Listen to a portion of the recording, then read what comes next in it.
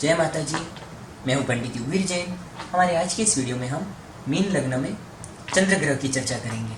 चंद्रमा हमारे मन के कारक होते हैं। हर किसी की कुंडली में, चाहे वो कोई भी लग्न हो, चंद्र का बलवान होना जरूरी है, क्योंकि चंद्र कमजोर होंगे, चंद्र पाप ग्रहों से पीड़ित होंगे तो इंसान को मानसिक रूप से परेशानियां बढ़ेगी। इंसान परेशान रहेगा, इंसान टेंशन में रहेगा, इंसान तनाव में, डिप्रेशन में आएगा, जो आज की सबसे बड़ी समस्या है। आजकल हम देखते हैं छोटी छोटी उम्र के बच्चे लोग डिप्रेशन की दवाई खा रहे हैं। 10वीं 12वीं के बच्चे डिप्रेशन की दवाई खाते मिल जाते हैं आजकल। और यंगस्टर्स में भी नॉर्मल बात है, बड़ी उम्र की जो लोग हैं उनमें भी नॉर्मल बात हो गई है आजकल, तनाव, डिप्रेशन की गोलियां खाना, लड़कों में, लड़कियों में। तो ये जो चीज़ है, चंद्रमा का बल इसमें बहुत मायने रखता है। कुंडली में चंद्र अगर बलवान होगा तो आप बहुत जल्दी ओवरकम कर जाओगे प्रॉब्लम्स से। आपको डिप्रेशन की दवाओं पर निर्भर नहीं रहना होगा। तो चंद्रमा का बल ऐसे इंपॉर्टेंट है। और मीन लग्न में 5वें घर के मालिक है, संतान सुख, इसमें दिमाग, तो हर तरीके से यहाँ पे भी त्रिकोण के स्वामी है। बहुत ही शुभ ग्रह हो जाते हैं मीन लग्न में। लग्नेश गुरु के मित्र है, तो इस कुंडली में इनकी अच्छी पोजीशन आपके लिए बहुत ही पॉजिटिव रिजल्ट्स लेके आएगी।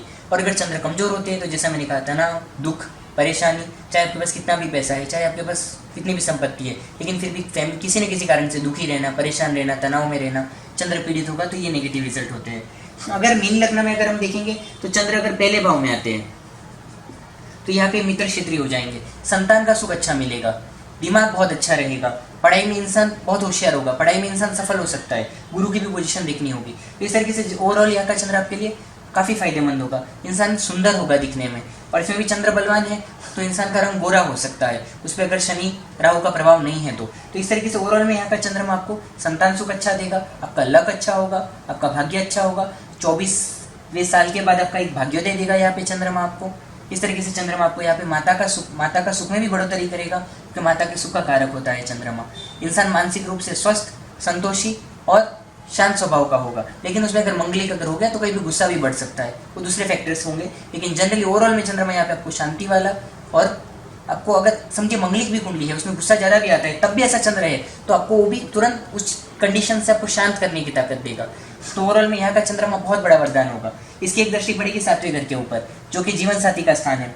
तो यहाँ की दृष्टि आपको जीवन साथी के सुख में बढ़ोतरी करेगी। एक ही दृष्टि होती है चंद्र की। अगर चंद्र दूसरे हाउस में बैठे हैं तो पंचमें शो के दूसरे भाव में गए, संतान के जन्म के बाद आपके घर में आर्थिक उन्नति बढ़ेगी। बच्चा पैदा होती है आपकी आर्थिक उन्नति बढ़ेगी, संतान से आपको धन सुख मिलेगा, बड़ी होने के बाद कमाएगी, आपका ध्यान रखेगी। तो इस तरीके से आपको कुटुंब का सुख अच्छा मिलेगा यहाँ के चंद्रमा से। तो ओवरऑल में यहाँ का चंद्रमा आपको काफी पॉजिटिव रिजल्ट देगा। इसकी दशांतर दशाओं में आर्थिक उन्नतियाँ देगा। 8वें स्थान की दृष्टि पड़ेगी, शुभ दृष्टि होती है शुभ ग्रहों की चंद्रमा की। तो यहाँ की दृष्टि भी आपके जीवन में, आयुष्य में बढ़ोतरी करेगी, मुसीबतों में मदद मिलेगी, और घात के समय, मुसीबत के समय भी यहाँ का चंद्रमा आपकी रक्षा करेगा। अगर समझिए चंद्र यहाँ पे है तो ऐसे चंद्र उच्च के हो जाएंगे वृषभ राशि में। तो यहाँ पे पंचमें शो के तीसरे स्थान में उच्च के हुए, यहाँ पे यात्राओं से फायदा होगा, छोटी छोटी यात्राओं के योग बनेंगे, उनसे आप लाभ कमा पाएंगे, संतान से आपको लाभ होगा। अपने स्थान से यहाँ पे उच्च के बैठे हैं 11वें स्थान में, तो यहाँ का चंद्र आपके लिए संतान बहुत भाग्यशाली होगी, जन्म के बाद भी उन्नति होगी। ऐसे में जो कन्या संतति होगी वो भी लक्ष्मी का रूप होगी, संतान से आपको काफी लाभ होगा, उनसे प्रेम मिलेगा। इसके अलावा अगर चंद्र समझिए 4थे भाव में बैठे हैं तो पंचमें शो के चंद्रमा 4थे भाव में गए तो यहाँ पे माता का सुख बहुत अच्छा होगा। 4थे घर में चंद्र बहुत अच्छा रिजल्ट देते हैं। प्रॉपर्टी का सुख बहुत अच्छा होगा, वाहन का सुख मिलेगा, सुख शांति होगी, मन में कपट नहीं होगा ऐसे इंसान के, ऐसा इंसान निष्कपटी होगा, मन का साफ होगा। इस तरीके का चंद्र यहाँ पे है तो बहुत ही अच्छी बात है। इसकी दशांतर दिशा में आपको मदद ही मिलेगी। इतना है, शत्रु के घर में है, बुध के घर में है, तो जरूर आपको कुछ हार्डवर्क से आपको मकान, वाहन के सुख में बढ़ोतरी आऊंगी, पर ओवरऑल में यहाँ का चंद्र बहुत ही अच्छा है।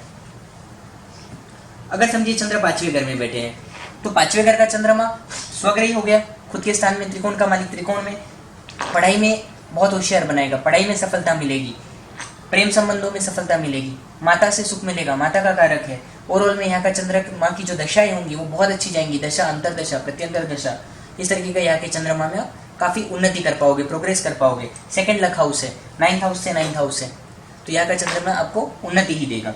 अगर समझिए 6th हाउस में चंद्र आता है तो 6th हाउस का अगर चंद्रमा है तो यहाँ का चंद्रमा 5वें घर का मालिक होकर खड्डे में गया, लेकिन ये त्रिक स्थान है, खड्डे का स्थान है, लेकिन अपने मित्र सूर्य के घर में है। तो अगर यहाँ का चंद्र बलवान हुआ मित्र क्षेत्री तो आपको कुछ संघर्ष से, संतान में कुछ विलंब हो सकता है, कुछ पढ़ाई में कुछ संघर्ष से सफलता मिलेगी। लेकिन चंद्र बलवान है तो आप यहाँ के चंद्रमा में कुछ हार्डवर्क से, कुछ संघर्ष से अच्छी उन्नति कर पाएंगे। तो ओवरऑल में यहाँ का चंद्र है तो कुछ आपको इसके उपाय जरूर कर लेने चाहिए।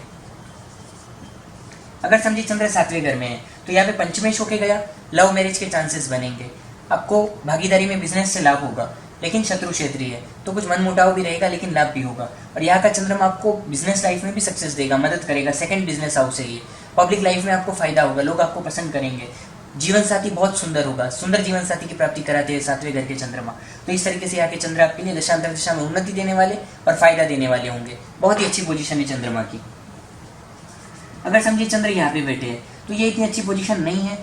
एक तो पंचमेश होकर 8वें घर में गए, शत्रु शुक्र के घर में है, ऊपर से 8वें घर का चंद्रमा तनाव देता है, डिप्रेशन, तनाव, टेंशन, ये सब चीज़ें देता है। तो ऐसा चंद्र है तो आपको इसके उपाय जरूर करने चाहिए, नहीं तो इनकी दशांतर दशाओं में भी आपका टेंशन बढ़ सकता है। इनके उपाय पे आपको ध्यान देना चाहिए, संतान से मतभेद टालने चाहिए, पढ़ाई के टाइम भी रुकावट आती है तो शिव जी की आराधना करनी चाहिए, मोती पहनना चाहिए। शुभ ग्रह है, कुछ लोग बोलेंगे खड्डे में है तो भले खड्डे में है, आप आराम से पहन सकते हो। हजारों लोगों को हमने पहनाया है, जिन लोगों को कम नॉलेज है या जिन लोगों को अनुभव नहीं है वो लोग ऐसी बातें करते हैं। तो यहाँ का चंद्रमा आपके लिए बहुत ही अच्छा फल देने वाला होगा अगर आप इसका उपाय करते हैं और मोती पहनते हैं और शिव जी की आराधना करते हैं तो आपको ये बुरे रिजल्ट आपके अच्छे रिजल्ट्स में बदल जाएंगे। बस थोड़ी श्रद्धा से शिव जी का जितना ज़्यादा हो सके उनकी आराधना करिए। 9th हाउस में चंद्र, अगर यहाँ पे चंद्रमा आ जाते हैं तो नीच के हो जाएंगे, तो बहुत खराब पोजीशन होगी, क्योंकि एक सेकंड लक हाउस का मालिक मेन फर्स्ट लक हाउस में नीच का हो गया। तो यहाँ पे नसीब इंसान का साथ नहीं देता है, जो कुछ भी काम करता है रुकावटें बहुत आती है, बाधाएं आती है, पैतृक संपत्ति में नुकसान होता है, कहीं से अपने घर के माता से पिता से मतभेद बढ़ते हैं। तो इस तरीके का चंद्रमा आपको रुकावटें पैदा करता है, इसकी दशाओं में प्रॉब्लम्स बढ़ती है। तो अगर ऐसा चंद्र है तो इनका उपाय जरूर करना चाहिए। और अगर इनका नीचभंग हो रहा है तो चिंता की बात नहीं है, 3rd हाउस में दृष्टि पड़ेगी उच्च की, तो छोटे भाई बहनों से आपको लाभ होगा, उनसे आपको प्रेम प्राप्त होगा, सहयोग प्राप्त होगा। अगर समझिए 10वें घर में आते हैं चंद्र तो ये बहुत अच्छी पोजीशन होगी, मित्र के घर में है, पंचमेश होकर 10वें घर में गए, बिजनेस के योग बनाएंगे, संतान आपकी जो संतान होगी वो उससे आपको काफ़ी लाभ होगा, प्रेम मिलेगा, संतान किसी उच्च पद पर काम करने वाली होगी, आपको खुद को गवर्नमेंट से लाभ होगा, आपको खुद को उच्च पद मिलेगा, चंद्र की दशाओं में आप उन्नति करेंगे, 24-25 में आपकी आर्थिक उन्नति होगी, व्यापारिक उन्नति होगी, नौकरी कर रहे हो तो प्रमोशन से योग बनाएगा चंद्रमा।